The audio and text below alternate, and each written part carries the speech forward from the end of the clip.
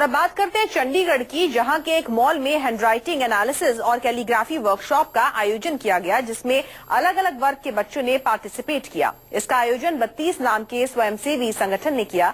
वहीं पर इसको स्पॉन्सर करने वाले ने कहा कि इसका आयोजन बच्चों में कम हो रही हैंडराइटिंग की भावना को पैदा करना था, क्योंकि आज के जमाने में बच्चों में लेटर लिखने की प्रथा बिल्कुल ही खत्म हो चुकी है और उनमें ये भावना पैदा करने के लिए इस तरीके का आयोजन किया गया है।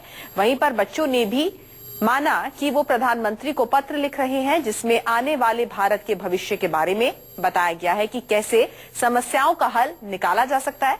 साथ ही आयोजक भी मानते हैं कि इस तरह के कार्यक्रमों से बच्चों में कॉन्फिडेंस की भावना पैदा होती है। साथ ही इस आयोजन के मेन स्पॉन्सर जेके पेपर के अधिकारी भी मानते हैं कि आजकल जो प्रचार चल रहा है कि पेड़ों के काटने से पेपर बनते हैं, जबकि सच्चाई ये है कि जंगलों की कटाई से पेपर नहीं बनाए जा रहे और इनको बनाने में यूज होने वाले पेड़ उगाए जाते हैं और काटे जाते हैं।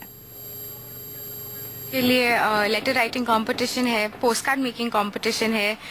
यहाँ पे हम फिलहाटली या कि स्टैम्प्स के बारे में क्विज करेंगे और यहाँ बहुत सारे स्टॉल्स हैं जहाँ पे बच्चे फ्री में लिख सकते हैं। सेलिब्रिटीज को हमने एड्रेसेस निकाले हुए हैं। यहाँ पे इंडिया पोस्ट ने हमारे लिए एक लेटर बॉक्स इंस्टॉल किया है, तो बच्चे एक्चुअली एक्सपीरियंस कर सकते हैं कि चिट्ठी डालने का मतलब क्या होता है, और जब वो कुछ दिनों बाद उनके पास पहुंचेगी, जो खुशी उनको मिलेगी वो उन्हें प्रोत्साहित करेगी कि वो फिर से लिखें।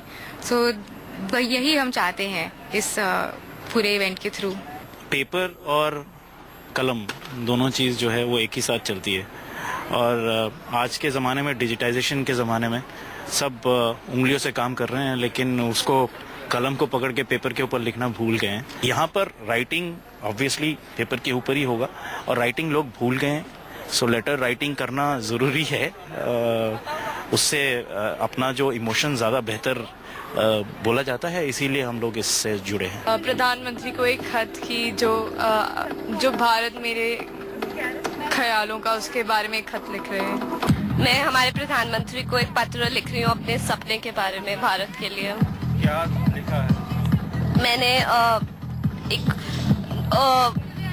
छात्र के सोच से लिखा है कि मैं क्या चाहती हूँ कि इस भारत में क्या क्या बदलाव आए और लोगों के दुखों को वो आवाज देने की कोशिश की है।